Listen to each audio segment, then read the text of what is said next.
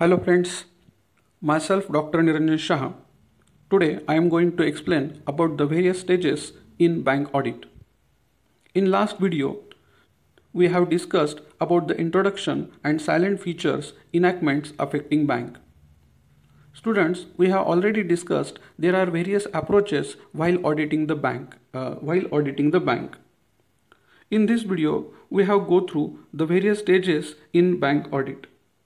Before going to stages or before going to study the various steps in bank audit, there are some important areas which will consider by the auditor in preparing audit program. These important areas or important points are evaluation of internal control system, checking of loans and advances, checking and verification of other assets, checking of liabilities, scrutiny of profit and loss items, and finally he should make a report and submit it to the shareholders as well as government and as well as the apex body whose name is bank RBI. मित्रहो, या व्हिडिओमध्ये मी तुम्हाला stages in bank audit या संदर्भामध्ये माहिती सांगणार आहे. पाठीमागच्या व्हिडिओमध्ये आपण बँक ऑडिटचं प्रास्ताविक, त्याची संकल्पना, बँक ऑडिटसाठी ज्या काही गोष्टी गरजेच्या आहेत त्याचा आपण अभ्यास केलेला आहे. तसेच पाठीमागच्या व्हिडिओमध्ये बँकेच्या संदर्भामध्ये असणारे काही ठळक वैशिष्ट्ये याचाही अभ्यास केला आणि तसेच जे काही अप्रोचेस किंवा दृष्टिकोन ऑडिटरने विचारात घेणं गरजेचं आहे याविषयी आपण चर्चा केली. आजच्या व्हिडिओमध्ये आपण या स्टेजेसच्या संदर्भामध्ये माहिती घेणार आहे. मित्रो, तुम्हाला माहितीच आहे, जशा वेगवेगळ्या बँका आहेत तशाच वेगवेगळ्या कंपन्या, वेगवेगळ्या ऑर्गनायझेशन्स, ज्या इन्स्टिट्यूशन्स, अशा वेगवेगळ्या संस्था मार्केटमध्ये आहेत आणि यांचंही ऑडिटरला करावं लागतं. जसं कंपनीचं ऑडिट करावं लागतं, जसं इन्स्टिट्यूशनचं ऑडिट करावं लागतं, हॉस्पिटल ट्रस्टचं ऑडिट करावं लागतं आणि त्यासाठी त्याला एक प्लॅन किंवा एक प्रोसिजर तयार करावी लागते, ज्याला आपण ऑडिट डिझाईन किंवा ऑडिट प्रोग्रॅम असं म्हणतो. तशाच पद्धतीचा एक ऑडिट प्रोग्रॅम हा बँकेचं ऑडिट करत असताना ऑडिटरने करणं गरजेचं आहे. यामध्ये मित्रहो, ऑडिट प्रोग्रॅम बनवत असताना काही ठळक मुद्दे विचारात घेणं गरजेचं आहे, जे की बँकेच्या दृष्टिकोनातून महत्त्वाचे आहेत आणि ऑडिटर हे नेमकं तेच करत असतो. काही महत्त्वाचे मुद्दे या ठिकाणी तुमच्या समोर मी एक्सप्लेन करत आहे. त्यामध्ये evaluation of internal control system म्हणजे अंतर्गत नियंत्रण पद्धती ही कशा प्रकारची बँकेमध्ये आहे याचं इव्हॅल्युएशन करणं ऑडिटरने गरजेचं आहे. याविषयी एक ओव्हरऑल माहिती घेणं गरजेचं आहे. त्याचं स्ट्रेंथन किती आहे किंवा ती सिस्टीम कशा पद्धतीने राबवली जाते याविषयी माहिती घेणं गरजेचं आहे. ही तर एक स्टेप पण आहे, परंतु हे स्टेपमध्ये अभ्यास करत असण्यापूर्वी सुद्धा जेव्हा ऑडिटर ते प्रोग्राम बनवत असतो त्यावेळेस हे काही मुद्दे विचारात घेणं गरजेचं आहे. तसंच checking of loans and advances, checking and verification of assets, fixed assets याचाही अभ्यास या ठिकाणी करणं गरजेचं आहे. म्हणजे जेव्हा ऑडिट प्रोग्राम बनवतो त्यावेळेस या ठळक महत्त्वाच्या अशा वैशिष्ट्यांचा विचार करून ऑडिट प्रोग्राम बनवणं गरजेचं आहे. त्या दृष्टिकोनातून या मुद्द्यांचा एक व्यवस्थित विचार किंवा यासंबंधी व्यवस्थित माहिती ऑडिटरने गोळा करणं गरजेचं आहे. तसेच checking of liabilities, scrutiny of profit and loss account items, यामध्ये वेगवेगळ्या प्रकारचे इन्कम्स, जे बँका वेगवेगळ्या प्रकारचे ट्रान्झॅक्शन्स करतात त्याच्यामधून जे निर्माण झालेले, जनरेट झालेले इन्कम्स आहेत. आता मेजरली पार्ट इंटरेस्टचा असेल, interest on loans, interest on advances, interest on cash credit, interest on overdraft facility, या वेगवेगळ्या सोर्सेसमार्फत बँकांना इन्कम येत असतात.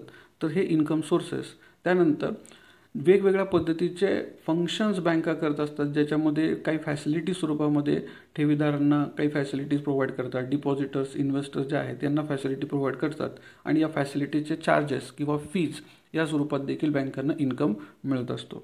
तर ह्या इन्कमचं ऑडिट कसं करायचं किंवा ते स्क्रुटिनाइज कसं करायचं, त्यानंतर कोणकोणत्या प्रकारचे एक्सपेन्सेस बँकेला करावे लागतात, तर त्या एक्सपेन्सेसची स्क्रुटिनी कशी करायची याचाही विचार या ठिकाणी ऑडिट रिपोर्ट किंवा ऑडिट प्रोग्राम बनवताना विचारात घेणं गरजेचं आहे.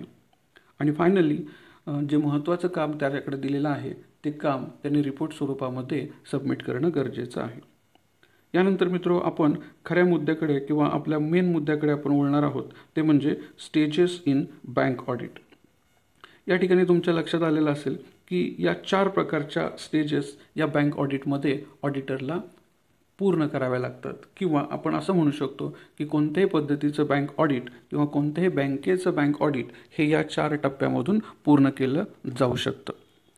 पहिला मुद्दा आहे प्रिलिमिनरी वर्क, दुसरा evaluation of internal control system, त्यानंतर तिसऱ्या मुद्द्यामध्ये प्रिपरेशन ऑफ ऑडिट प्रोग्राम आणि finally preparation and submission of audit reports.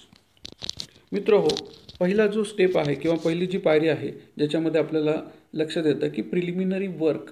आता प्रिलिमिनरी वर्क म्हणजे काय, तर प्राथमिक स्वरूपाचं काम. आता हे प्राथमिक स्वरूपाचं काम म्हणजे काय, ऑडिटरला ज्या वेळेस एखाद्या बँकेकडून ऑर्डर स्वरूपामध्ये पत्र येतं की तुम्ही आमच्या बँकेचं ऑडिट करणार आहात किंवा तुमची बँकेच्या ऑडिटरपदी नियुक्ती झालेली आहे, त्यानंतर ज्या ज्या गोष्टी कराव्या लागतात हे सगळं काम प्रिलिमिनरी वर्क या कॅटेगरीमध्ये येतं. म्हणजे आता ऑडिटरने ऑडिटला जाण्यापूर्वी जी कामे करावी लागतात याला काय म्हणतात, प्रिलिमिनरी वर्क. मग आता ह्याच्यामध्ये ऑडिटरने काय काम करायचं की मग त्याने पहिलं पाहणं गरजेचं आहे की आपली नियुक्ती जी झालेली आहे तर त्या संदर्भामध्ये त्याने पत्र मिळवणं गरजेचं आहे. दुसरा मुद्दा, आपली नियुक्ती योग्य पद्धतीने झालेली आहे का, ती प्रोसिजर बँकेने प्रॉपरली फॉलो केलेली आहे का, हे पाहणं गरजेचं आहे.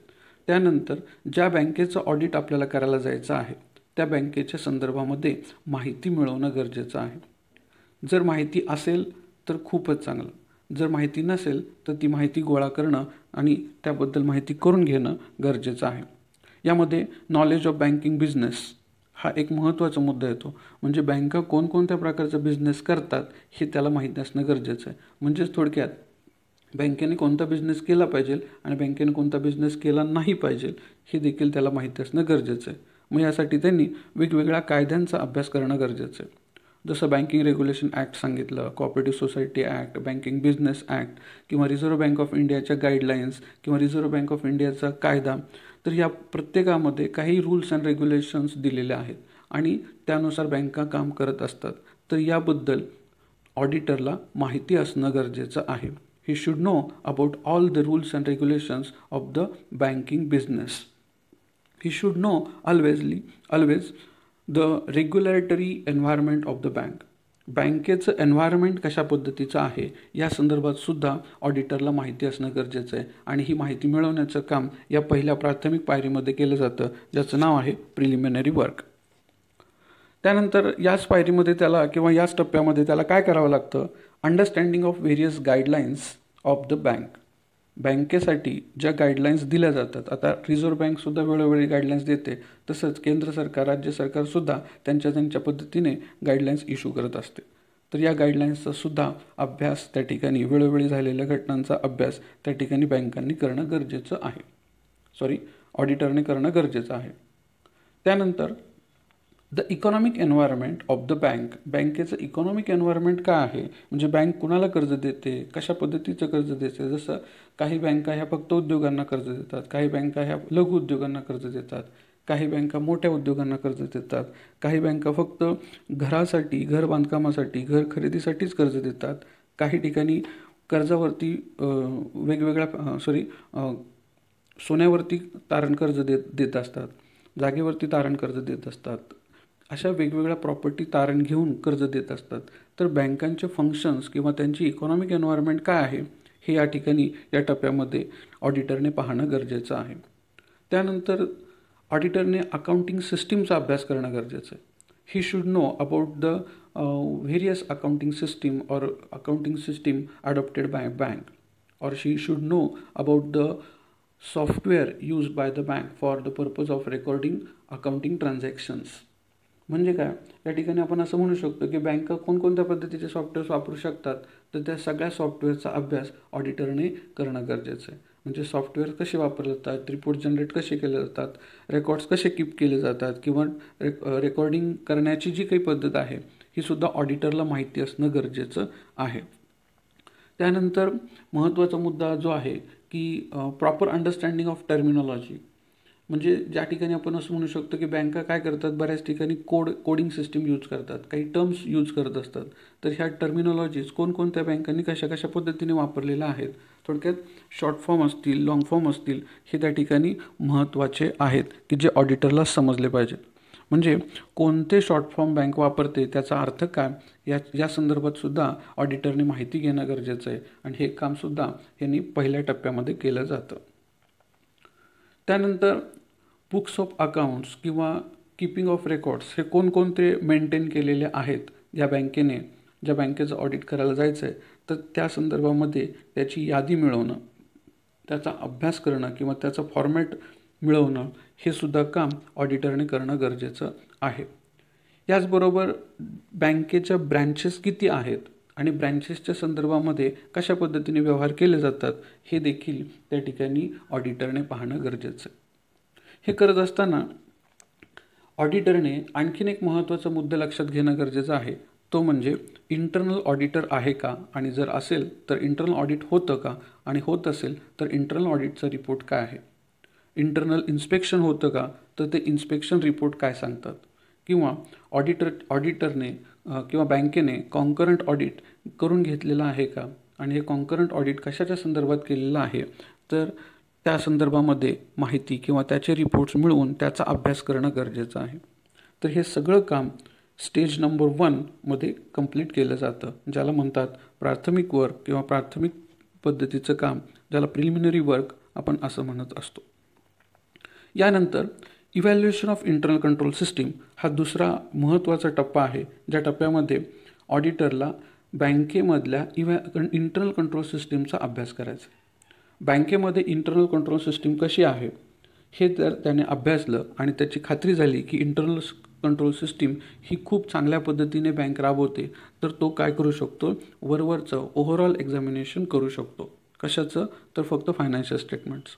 म्हणजे या ठिकाणी ऑडिटरचं काम जर कमी करायचं असेल किंवा ऑडिटरला स्वतःचं काम जर कमी करायचं असेल, तर त्या ठिकाणी त्याने अभ्यास करणं गरजेचं आहे इंटरनल कंट्रोल सिस्टीमचा.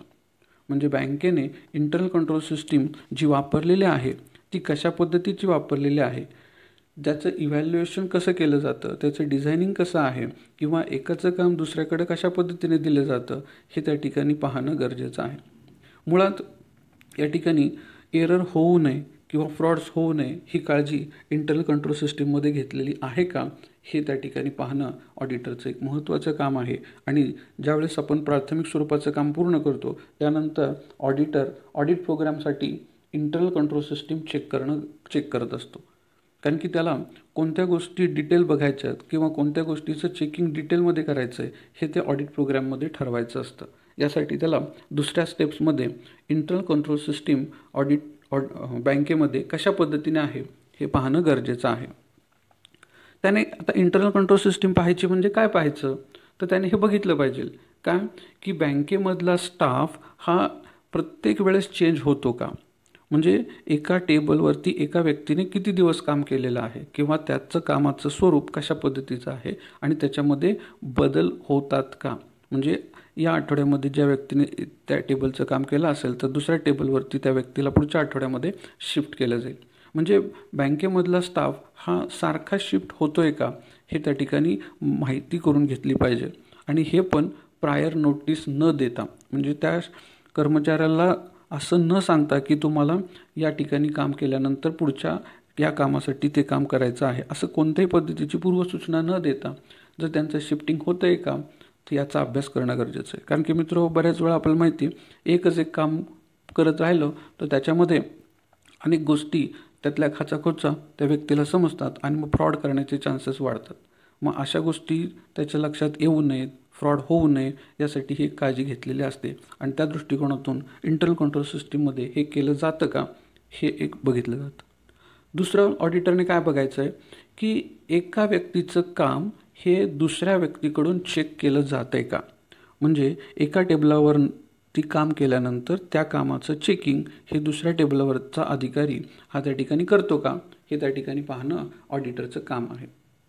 त्यानंतर ॲरॅथमॅटिकल ॲक्युरसी त्या ठिकाणी आहेत का, किंवा कशा पद्धतीने चुका ॲरिथमॅटिकल कॅल्क्युलेशन्समध्ये चुका होत आहेत का, इंटरेस्ट कॅल्क्युलेशन याच्यामध्ये चूक होते का, किंवा बऱ्याच वेळा डिपॉझिट्सच्या संदर्भामध्ये किंवा लोन्सच्या संदर्भामध्ये इंटरेस्ट कॅल्क्युलेशन करत असताना, इंटरेस्टचे डेज काउंट करत असताना ह्या ठिकाणी चुका होण्याची शक्यता असते.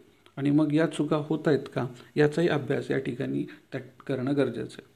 दुसरा, इंटरनल कंट्रोल सिस्टीममध्ये आणखीन काही गोष्टी महत्त्वाच्या आहेत. त्यामध्ये की बँकेकडे ब्लँक्स चेक्स असतात, कोरे चेक असतात, डिमांड ड्राफ्टचे बुक्स असतात किंवा ट्रॅव्हलर्स चेक्स असतात.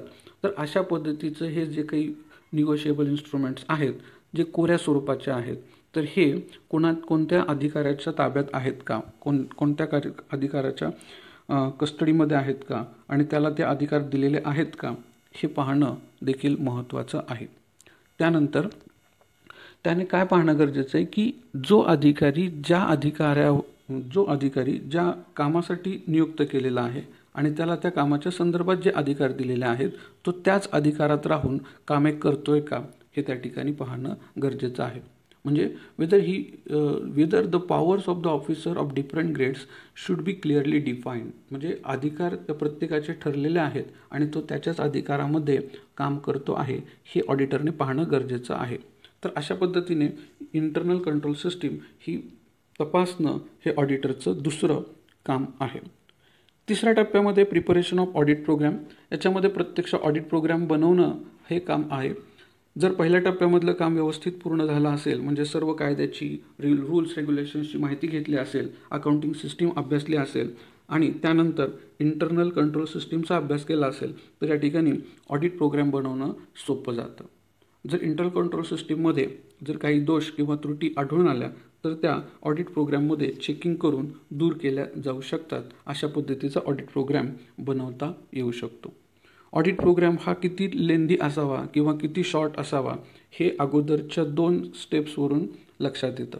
त्यामुळे ऑडिटरला पहिल्या 2 महत्त्वाच्या स्टेप्स व्यवस्थितरित्या पूर्ण कराव्या लागतात आणि मग ऑडिट प्रोग्राम ठरवावा लागतो. आता ऑडिट प्रोग्राम ठरवताना काय ठरवणं गरजेचं आहे, तर कोणकोणत्या गोष्टी चेक करायच्या. ज्या सुरुवातीला मी तुम्हाला सांगितलं की ऑडिट प्रोग्राम बनवताना आपण काय करणं गरजेचं आहे की इंटरनल कंट्रोल सिस्टीम चेक करणं गरजेचं आहे. त्यानंतर आपण काय बघणं गरजेचं आहे, तर पाठीमागच्या आपण स्लाईड्समध्ये आपण बघितलं, पाठीमागच्या स्लाईडमध्ये आपण काही महत्त्वाचे मुद्दे आपण चर्चेला घेतले. ते म्हणजे checking of loans and advances, checking and verification of assets, checking of liabilities, scrutiny of profit and loss items. हे सगळ्या गोष्टी या ठिकाणी ऑडिट प्रोग्राम बनवताना विचारात घेणं गरजेचं आहे की लोन्स अँड ॲडव्हान्सेस कोणी चेक करायचे, त्याला अधिकार काय, त्याला वेळ काय, त्यानंतर असेट्स कोणी व्हेरीफाय करायच्या, असेट्स कोणी चेक करायच्या, त्यानंतर त्यासाठी लागणारा वेळ काय, लायबिलिटीज कशा पद्धतीने चेक करायच्या, त्यासाठी लागणारा वेळ काय असेल.